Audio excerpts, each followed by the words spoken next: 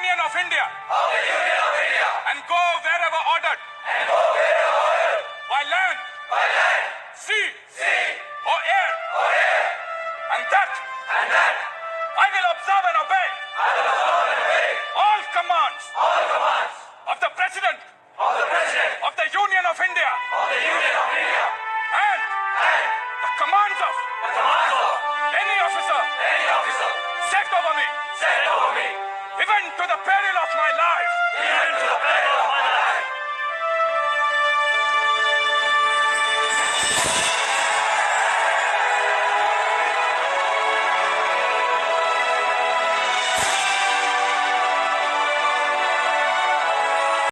ये जोश और ये हंसते हुए चेहरे देख के कितना अच्छा लग रहा है ना। बस इसी समय के बाद वे अपने देश को सर्वोच्च सबसे आगे रखते हैं, उसके बाद अपने यूनिट के जवानों को, और तीसरे नंबर पे आता है उनकी अपनी ज़िंदगी।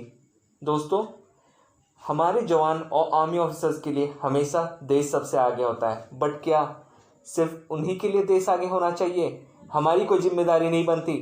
आपने अभी अभी सुना लक्ष्य मूवी का ये सीन था जहाँ पे हमारे जवान ओथ लेते हैं अपना फाइनल इंडक्शन से पहले, और ये ओथ में वो कहते हैं कि अगर मेरी जान पे भी आ जाए तो भी मैं कभी रुकूंगा नहीं और कभी दुश्मन के आगे झुकूंगा नहीं।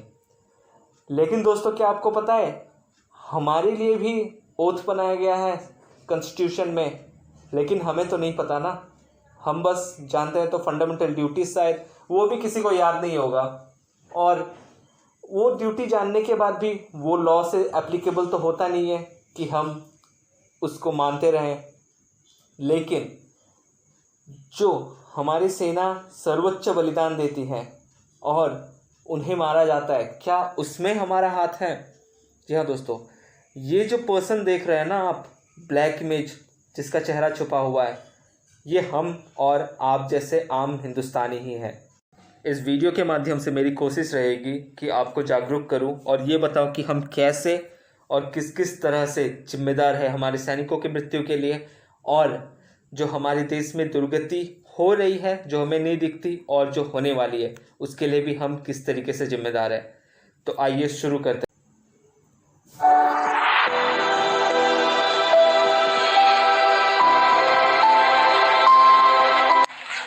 सब्सक्राइब करें अपने चैनल वीर चरित को और जरूरी अपडेट्स के लिए बेल नोटिफिकेशन आइकन जरूर दबाएं। दोस्तों, अगर ये वीडियो आपने नहीं देखा using Chinese apps is it safe, ये इस चैनल के शुरुआत में ही मैंने बताया था, और इस वीडियो में आपको पता चल जाएगा कि हम चाइनीज़ ऐप्स के चुंगल में कैसे फंस चुके हैं और इसे यूज़ करने से क्या क्या हार्म है। उसके बाद भी आपको अगर यूज़ करना है तो वो आपकी मर्जी है, आप समझदार हैं और आप बेहतर जानते हैं। यहाँ ना हमारा फंडामेंटल ड्यूटीज़ जो कॉन्स्टिट्यूशन ऑफ इंडिया में आर्टिकल 51A के अंडर आता है, और यहाँ क्लियरली लिखा है कि it shall be the duty of every citizen of India. यहाँ पे मैं सारे ड्यूटीज़ को तो नहीं पढ़ रहा, लेकिन दो ड्यूटीज़ को, to uphold and protect the sovereignty, unity and integrity of India, और दूसरा to defend the country and render national service when called upon to do so। अब national service called upon to do so मतलब देश की सेवा जब भी आपको बोली जाए, तो क्या जब आपको बोली जाएगी आप तभी करेंगे? जवान तो ऐसा नहीं करते कि जब बोली जाएगी तब करते, वो तो हमेशा रहते हैं रेडी। और जब आपको बोली भी जा रही है इनडायरेक्टली, तब भी आप कहाँ कर रहे हैं? चाइना सिक्किम में पहले अटैक करता है, उसके थोड़े ही दिन बाद LAC में करता है, और LAC में 3 से ज़्यादा बार कर चुका है। और आपको बखूबी पता होगा कि LAC जो लाइन ऑफ एक्चुअल कंट्रोल है लद्दाख में, 3 जगहों पे चाइनीज़ सोल्जर्स इस समय इंडिया के अंदर आई हुई है और वहाँ से वापस नहीं जा रही। और उनके प्रेसिडेंट क्या बोलते हैं कि Chinese soldiers should be ready to protect the sovereignty of their country and improve their military preparedness. वो ये कहते हैं कि चाइनीज सोल्जर्स को लड़ाई के लिए रेडी रहना चाहिए और कंट्री के सॉवरेनिटी को बचाने के लिए वो कुछ भी करेंगे। अब दोस्तों, एक कंट्री है जहां कोरोना वायरस और टिकटॉक दोनों ही बनाए जाते हैं। कोरोना वायरस से क्या हाल हुआ है देश का हमें तो दिख रहा है, लेकिन टिकटॉक से या फिर जितने भी चाइनीज़ ऐप है नाम कम पड़ जाएंगे, true collar, UC browser, PUBG. हाँ, पबजी को बहुत लोग सोचते हैं कि ये साउथ कोरियन है, नहीं, जो पबजी मोबाइल वर्जन है ये चाइनीज़ कंपनी टेंसेंट का है, और टेंसेंट वही है जिसका टिकटॉक है। तो आप ये कंसेप्ट में है कि ये तो साउथ कोरिया है, इसमें चाइनीज़ नहीं है, नहीं, जो पीसी वर्जन है पबजी का वो है साउथ कोरियन, लेकिन उसके बाद जो मोबाइल वर्जन आया था उसे टेंसेंट ने खरीद लिया था। अब दोस्तों ये रही हमारी फंडामेंटल ड्यूटीज़, और सिटीज़न जो आर्टिकल्स आप पढ़ेंगे, citizenship articles constitution of India का, उसमें हमारे लिए एक ओथ भी लिखा गया है। लेकिन उससे पहले मैं आपको एक वीडियो दिखाना चाहूँगा। यार मेरे कजन की वजह से ना पूरे घर में फैल गया। एक एक करके ना सब लोग इसके चपेट में आ जाए। और मैं यहाँ सोच रहा था, मैं तो घर से निकला ही नहीं, मैं सेफ हूँ। किसे पता था कि इतना डेंजरस होगा। देखो, डेंजरस ही नहीं, ये जानलेवा भी हो सकता है, पता है? एक लापरवाह टच से लाखों तक पहुँच जाता है।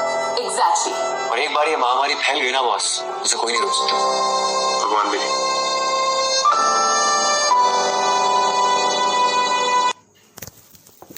कितने टेंस्ड हैं हमारे सेलिब्रिटीज़, है ना? वो कितने टेंस हैं कि एक बार ये महामारी फैल गई तो कोई नहीं रोक सकता। लेकिन मुझे नहीं लगता कि इन्हें इतना नहीं पता था, ये जो महामारी है एक तरीके से जो चाइनीज़ ऐप है वो भी तो है। अब दोस्तों टिकटॉक के अगेंस्ट कंट्री में एक वेव चला था और अभी चल भी रहा है। तभी आप थोड़े दिन पहले देखेंगे कि ये चारों सेलिब्रिटीज़ को लाया जाता है और प्रमोट किसे किया जाता है, जो फॉल्स मैसेजेस हैं उनका स्प्रेड करने से रोकने के लिए, है ना? कितनी अच्छी बात है।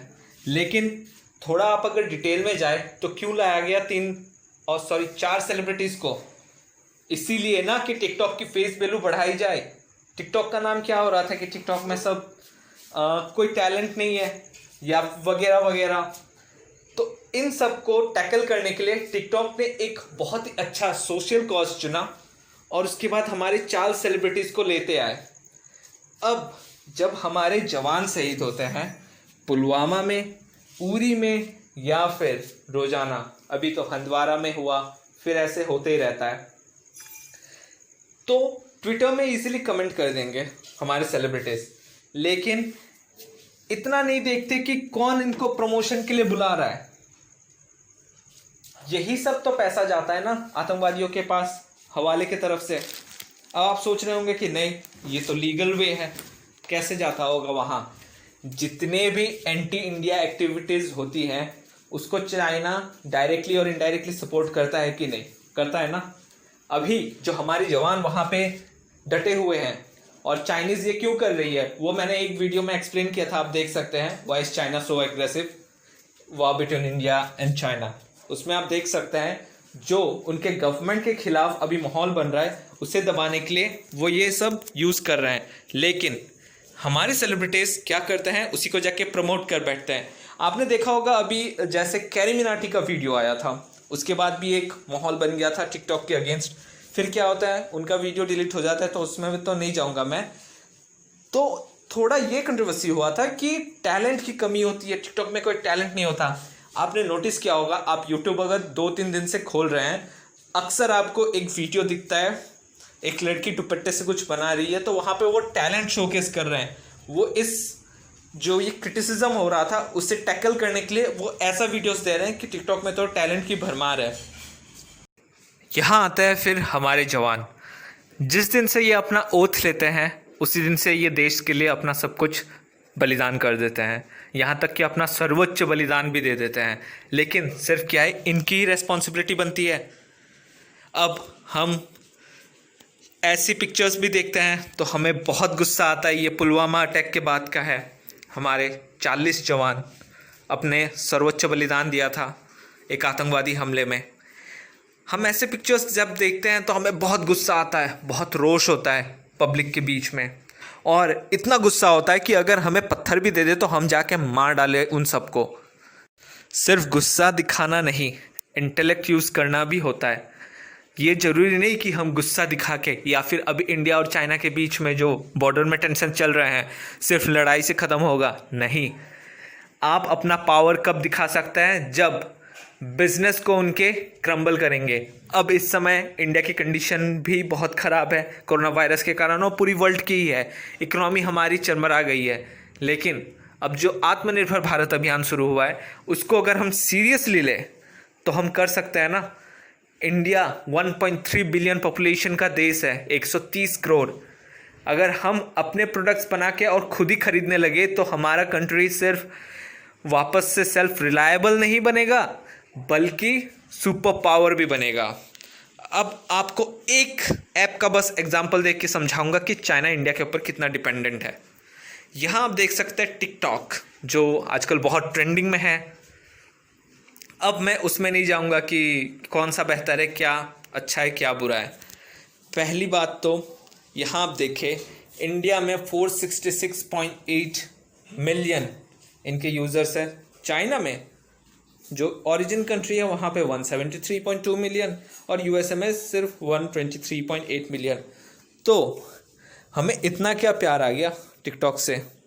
चलो आ भी गया तो आपको इधर नहीं दिख रहा कि वही कंट्री जो हम पैसा दे रहे हैं उन्हें इस तरीके से, वही कंट्री अल्टरनेटिव वे से इंडिया को घेर रही है। चाहे वो कश्मीर का मुद्दा हो, चाहे इंटरनेशनल सिक्योरिटी काउंसिल में परमानेंट मेंबरशिप का हो, न्यूक्लियर सप्लायर्स ग्रुप में हो, कहीं भी चाइना एंट्री देती है? नहीं देती है।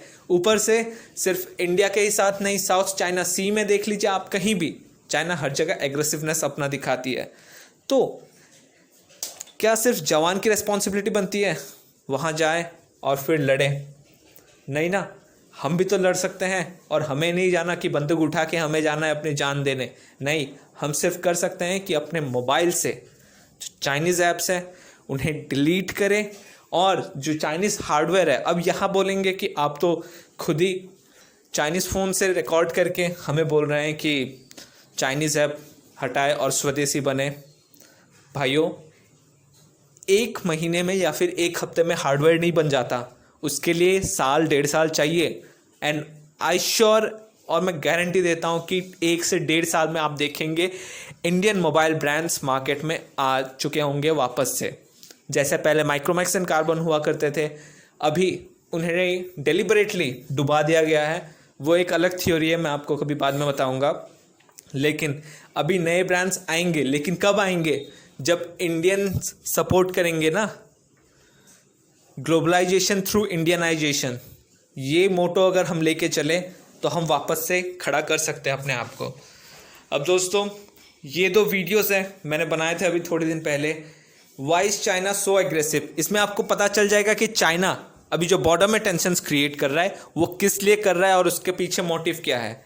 और यहाँ पे आप देख सकते हैं चाइना में जो डॉक्टर्स थे, जो रिपोर्टर्स थे, जो असली पिक्चर दिखा रहे थे वहाँ का, उन्हें कैसे चुप करा दिया जाता है। तो वो कंट्री जहाँ पे उनके अपने पॉपुलेशंस को ही फ्रीडम नहीं मिलता, तो वो दूसरे कंट्रीज़ को क्या एग्जाम्पल दे रहा है।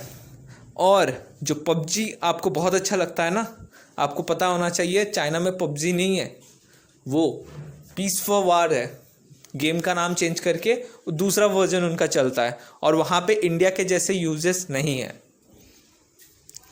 अब दोस्तों, यहाँ पे है oath to be taken by an Indian citizen. जब आपको इंडियन सिटीजनशिप मिलती है और आप यहाँ जन्म हुए तो इंडियन सिटीजन तो आप हैं ही, तो आपको एक ओथ लेना होता है। और ये ओथ है, I Nitesh Mishra do solemnly affirm or swear that I will bear true faith and allegiance to the Constitution of India as by law established, and that I will faithfully observe the laws of India and fully my duties as a citizen of India. Duty क्या है मेरी? Fundamental duties में तो वो एंश्राइंड है ही है पहले से, लेकिन और ड्यूटी क्या हो सकती है? अभी तक आपको समझ आ गया होगा कि इंडिया अगेंस्ट चाइनीज़ गुड्स। जी हाँ दोस्तों, ये कैंपेन चलाना है हमें और इसे सक्सेसफुल भी बनाना है। इसके बहुत से फ़ायदा हैं। 3 फ़ायदे मैं आपको साथ ही साथ बता दे रहा हूँ। पहली बात, तो चाइना जो इतना एग्रेसिवनेस दिखा रहा है इंडिया के खिलाफ वो कम होगा धीरे धीरे। उसके बाद फिर इंडिया सेल्फ रिलायंट बनेगा। और तीसरा ये कि इंडिया जो सुपर पावर बनने का हम सपना देखते हैं वो आगे बढ़ेगा। दोस्तों, पहला स्टेप मैं अपने तरफ से ले रहा हूँ। मेरे पास सिर्फ एक ही चाइनीज़ ऐप था और उसे मैं आपके सामने अभी अनस्टॉल करने वाला हूँ।